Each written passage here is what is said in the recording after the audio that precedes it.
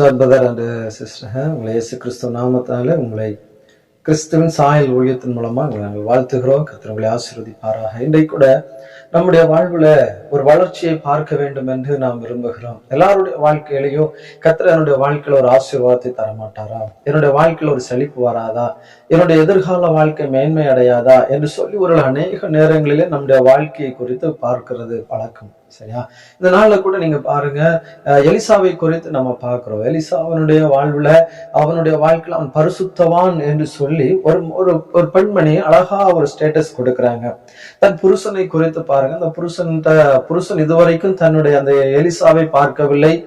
ஆனால் இவள் தன்னுடைய வாழ்க்கையில அந்த குடும்பத்துல வரும் பொழுது, அந்த வீட்டிற்கு வரும் பொழுது அவன் தன்னுடைய வாழ்க்கையில அந்த பரிசுத்தத்தை காத்து கொண்டதன் நிமித்தமாய் நம்முடைய வாழ்க்கையில் அநேக ஆசீர்வாதங்களே வந்தது. அதாவது இன்றைக்கு நாமும் கூட ஊழியங்களில ஒரு பரிசுத்தமான வாழ்க்கை நாம் வாழும் பொழுது கர்த்தர் நம்முடைய வாழ்க்கையை மேன்மைப்படுத்துகிறார், நம்முடைய வாழ்க்கையை ஆசீர்வதிக்கிறார்.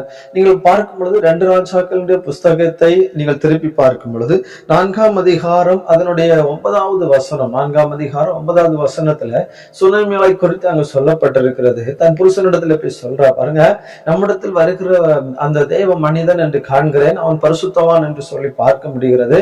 ஆகவே நம்முடைய வீட்டின் மேல ஒரு மெத்தை நம்ம ரெடி பண்ணி அந்த வீட்டுல ஒரு குத்து விளக்கு, ஒரு மேஜை, நாற்காலி எல்லாம் போடலாம் என்று சொல்லி தன்னுடைய புருஷனுக்கு அவன் அட்வைஸ் பண்றதை பார்க்க முடிகிறது.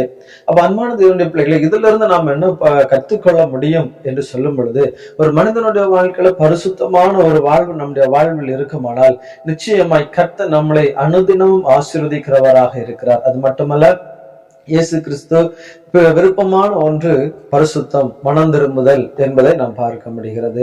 எந்த இடத்துல பரிசுத்தம் இருக்குதோ அங்கு கர்த்தர் அங்கு அசைவாடுகிறதை நாம் பார்க்க முடியும். இன்றைக்கு அன்பான தேவனுடைய பிள்ளைகளை, கர்த்தர் நம்மத்திலே அசைவாடும் பொழுது அநேக ஆசீர்வாதங்களை பெற்றுக்கொள்ள முடியும். அப்ப கர்த்தர் என்னுடைய வாழ்க்கையில, என்னுடைய ஊழியத்துல, நம்முடைய வாழ்க்கையில அசைவாடும் பொழுது அநேக நன்மைகளை கர்த்தர் நம்ம கொடுக்கிறவராக இருக்கிறார். இன்னைக்கு நாமும் கூட பரிசுத்தத்தை வாஞ்சிப்போ, நேசிப்போ, கர்த்தர் நம்மளோடு கூட இருந்து வழிநடத்தி பெரிய பெரிய ஆசீர்வாதங்களை தந்து வழி நடத்துவாராக.